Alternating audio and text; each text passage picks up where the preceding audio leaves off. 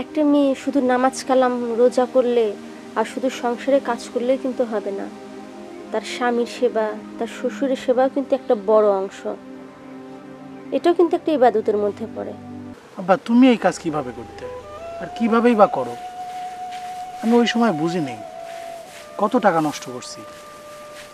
সত্যি আব্বা, এটা অনেক পরিশ্রমের কাজ।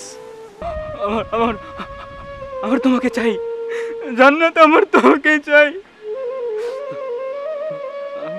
আমি তো পাপ করেছি, আমি অন্যায় করেছি।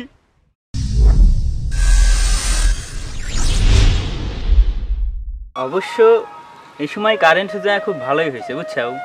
এই যে তোমার হাতের তাল পাখার বাতাস, এখানে মাচালের উপর বসে আছি, কত সুন্দর খোলা পরিবেশ, সাথে প্রকৃতির হাওয়া, পরিবেশটা অনেক সুন্দর, খুব রোমান্টিক রোমান্টিক লাগতেছে বুঝছো। আমি যদি কোনো পাপ করি তাহলে কিন্তু সে পাপের ভাগীদের আমি একা হব না, আমার সঙ্গে আরও 3 জন হবে। আমার বাবা, আমার বড় ভাই আর আমার স্বামী।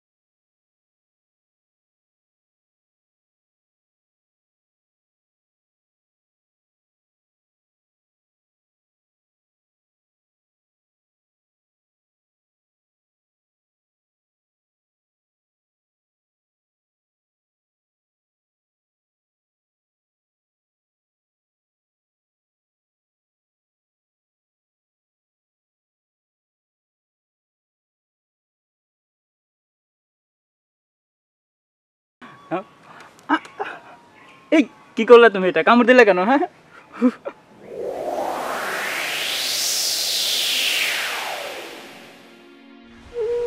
জান্নাত তুমি নাই,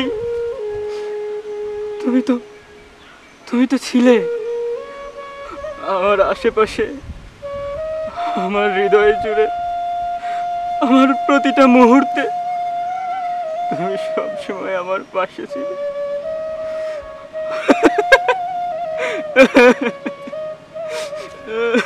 জান্নাত,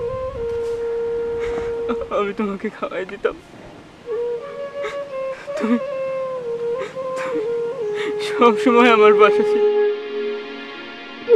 আজ আজ কোথায় তুমি? আমার আমার চারপাশে আমি তোমার গন্ধ খুঁজে পাই, কিন্তু তুমি তো কোথাও নাই। আমার আমার আমার তোমাকে চাই জান্নাত, আমার তোমাকে চাই। আমি তো পাপ করেছি, আমি অন্যায় করেছি, আমারই তো দোষ।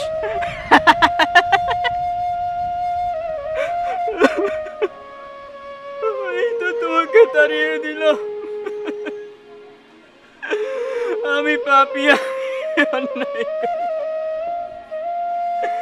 আমি তোমাকে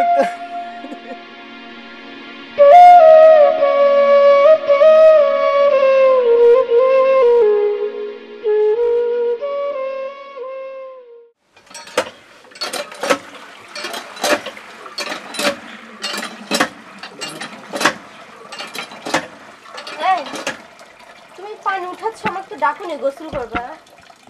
আচ্ছা লাগবে না, আমি পারবো।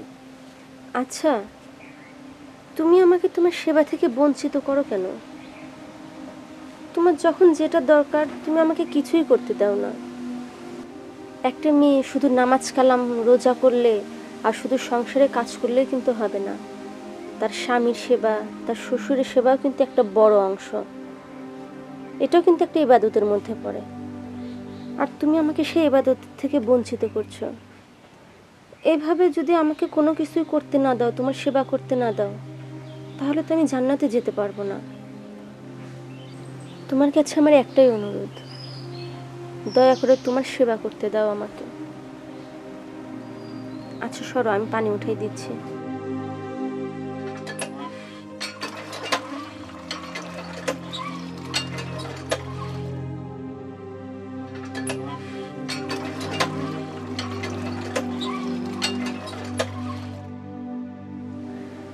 আর তোমাকে একটা কথা বলার ছিল।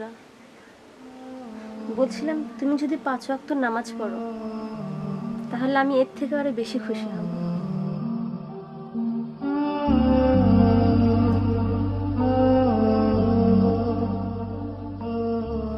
নাও গোসল করে নাও।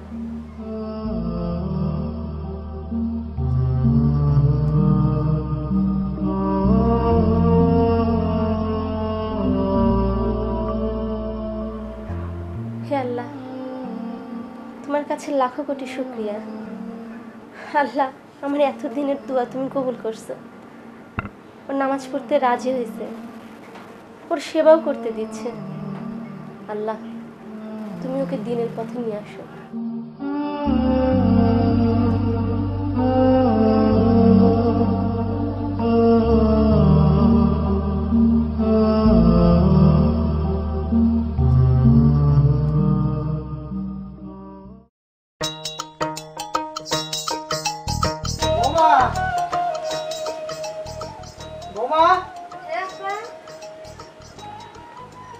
আচ্ছা মা, বাজার ঘাট কি লাগবে কিছুই তো কও না।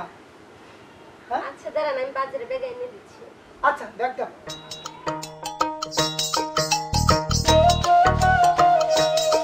দাও দাও দাও মা, কি বাজার আনা লাগবে? কাঁচা তরকারি তো নেই, কাঁচা তরকারি নিয়ে আসেন, আর কাঁচা মরিচ নিয়ে আসেন। ও আর যে লেবু ফুরাই গেছে, সকালে একটাই ছিল, কাটছি, লেবু নিয়ে আসেন। ও আচ্ছা। মারে, তোমাকে একটা কথা কব কব করে ভাবতেছি, কিন্তু কওয়া হচ্ছে না। কি বলবেন আব্বা, বলেন। রানা রানা আমাকে কি কয়েছে জানো? আব্বা, এখন তো তোমার কাজে আমি সব সহযোগিতা করব। আলহামদুলিল্লাহ। কথাটা শুনে তোমার কত খুশি লাগলে মা। আমার সালটা মনে হয় ভালো পথেই চলতেছে মা। আব্বা, আপনাকে তো একটা কথা বলাই হয়নি। আপনার ছেলে তো আজ কয়দিন আমার উপরে আর রাগ করে না, আমি যেটা বলতেছি সেটা শুনতেছে। ও যদি 5 ওয়াক্ত নামাজ পড়তে, আমি খুব খুশি হইতাম মা। আব্বা, ও তো বলছে নামাজ পড়বে। সত্যি সত্যি নামাজ পড়বি? মানে আমি বাজারের থেকে ঘুরে আসিতে দেখতে পারি আমার রানা নামাজের যায় নামাজে দাঁড়া রয়েছে। এর চেয়ে বড় খুশির কিছু নাই রে মা। ইনশাল্লাহ আব্বা, দোয়া করবেন আপনি। মা আমি বাজারে গেলাম। আচ্ছা আচ্ছা।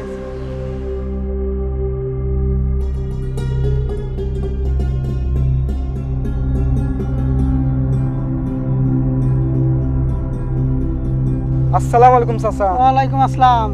যাচ্ছেন কোন এইদিক? আর বেটা, ও যে একটু মোড়ের পর যাচ্ছি, চা খাই আস। ও চা খাবে যাচ্ছেন? আর ওই যে সাওয়াল বে দিলেন, বেটা বউ কেমন, দেখাশোনা করে তো আপনার? আরে বেটা, তোমার বাপ যে কাজটা আমার করে দিয়েছে বাজান, বুঝলি, ই আমার ভুলার না। আমি যা চাইছিলাম তার চেয়ে বেশি, বুঝছো, মেয়েটা এত সুন্দর বাজান, 5 ওয়াক্ত নামাজ কালাম পরে, আর আমার সেবা, ওরে বাবারে বাবা, আমার তোমার কথা ওই খাবার পানি, রোজুর পানি খালি দৌড় পেরিয়ে আনি দেয়, আমার কোনো কামই করবে না আমাকে। ঘটনা হয়েছে কি চাচা, মানে এই যে আমার আব্বা যে ঘটক, আর এই যে আব্বার যে নাম ডাক, তো এমনি এমনি হয় নাই। হ্যাঁ বেটা, এলাকায় যতগুলো বিয়ে দিছে, কারো কোনো সমস্যা হয়েছে? সমস্যা মনে হয় যে আমার এত ভালো একটা মেয়ে, বুঝলি, আমাকে বেটার মতো আনিছে না, এইরকম মনে হয় কেউ পায় নাই। তা অবশ্য ঠিক কইছেন। মানে আমার আব্বা যতটুকু পারে এলাকার ভালো করারই চেষ্টা করে, কোনো সময় ওই টেকা খাই খারাপ মেয়ে এলাকায় চালান করে না। না না, এটা তো নাম কথাই তো ওঠে না। এমনি ওঠে নাই। আল্লাহর কাছে দোয়া করি বাজান, তোমার বাপ মেলা দিন বেঁচে থাক। আচ্ছা চাচা, তাহলে যান। হ্যাঁ আমি যাই তাহলে। আচ্ছা ঠিক আছে। আসসালামু আলাইকুম। ওয়ালাইকুম আসসালাম।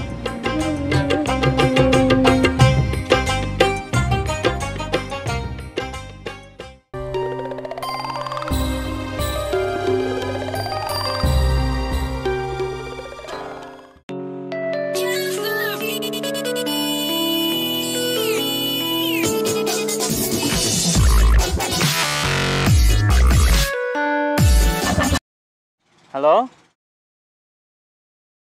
অফিস? কিসের অফিস? আরে আমি তো বলেছি আমি চাকরি করব না। আমার চাকরি লাগবে না, আমি আর অফিসে যাব না, আমার চাকরির কোনো প্রয়োজন নাই। আরে ভাই আপনি বোঝেন না কেন? আমি তো বলছি আমি চাকরি করব না। আমি চাকরি দিয়ে কি করব? বারবার ফোন কেন দিচ্ছেন আমাকে? দয়া করে প্লিজ আমাকে আর ফোন দিবেন না।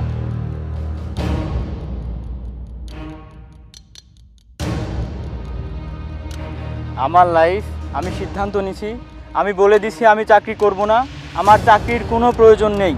প্লিজ দয়া করে আমাকে আর ফোন দিবেন না।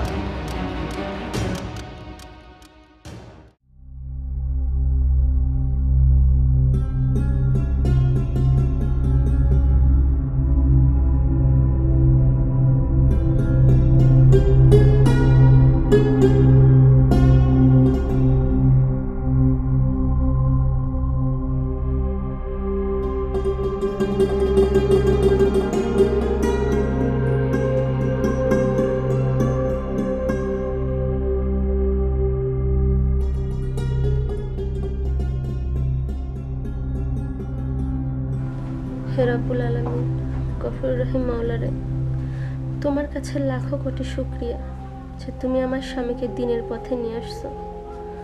মাবুদ গো, ও যেন দিনের পথে অটুট থাকে আল্লাহ, সেই তৌফিক দান করো। হে আল্লাহ, ও যেন শয়তানের ধোকায় পড়ে শয়তানের ওয়াসওয়াসায় যেন আবার বেঈমান না হয়ে যায়, দিনের পথ থেকে সরে না যায় আল্লাহ।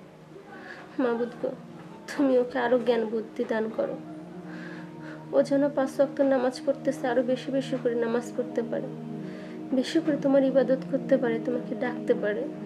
আল্লাহ, আমার সংসারে একটু সুখ চাই, শান্তি চাই, আর কিচ্ছু না। আমার টাকা পয়সা কোনো কিছুর দরকার নেই মাবুদ। মাবুদ গো, আমার স্বামীকে তুমি হেফাজত করো, জাহেরি বাতিনি গুপ্ত প্রকাশ্য সমস্ত শয়তান থেকে হেফাজত করো। হে আল্লাহ, জিন শয়তান, মানুষ শয়তান, খবিশ শয়তান, নফস শয়তান, সমস্ত শয়তান থেকে ওকে হেফাজত করো। আল্লাহ, ও যেন শুধু তোমার ইবাদত করে আর তোমার পথে অটুট থাকে আল্লাহ, সেই তৌফিক দান করো। হে আল্লাহ, আর আমাকে তোমার দিনের পথে বেশি বেশি আমল করার তৌফিক দান করো। হে আল্লাহ, তুমি আমার শ্বশুরকে সুস্থ রাখো, ভালো রাখো। রব্বানা তাকাব্বাল মিন্নি ইন্নাকা আনতাস সামিউল আলিম ওয়া তুব আলাইনা ইন্নাকা আনতাত তাওয়াবুর রহিম। হাসবুনাল্লাহু ওয়া নি'মাল ওয়াকিল ওয়া নি'মাল মাওলা ওয়া নি'মাল নাসির। আমিন আমিন সুম্মা আমিন। আল্লাহুম্মা আমিন।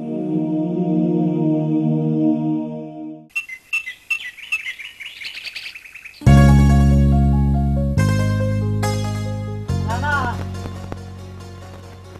নানা রে, তুমি রেডি হয়ে যাও। হ্যাঁ, চলো মামা। হ্যাঁ, আজকে রানা মাঠে কামে যাচ্ছে। শোনো মা, এই যে বাম মাছ নিয়ে আসলাম না, এই বাম মাছ কষায় রান্না করবে আজকে। তো চলো থাকো।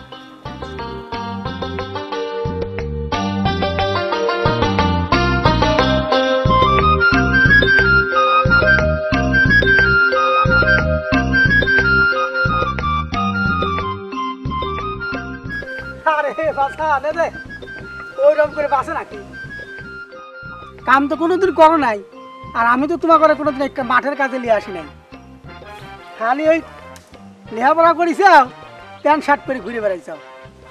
এখন বাজান সে কাম কিন্তু আর চলবি না, সংসার করে খাওয়া লাগবি না। কিন্তু আব্বা একটা জিনিস খেয়াল করলাম, কি? এই যে এত পরিশ্রমের কাজ আমি এইটুক করতেছি, সত্য কথা কি আমার মানে দম বন্ধ হয়ে আসতেছে। তাও তো আমি যুবক মানুষ। আব্বা তুমি এই কাজ কিভাবে করতে, আর কিভাবেই বা করো? আমি ওই সময় বুঝিনি কত টাকা নষ্ট করছি। সত্যি আব্বা, এটা অনেক পরিশ্রমের কাজ।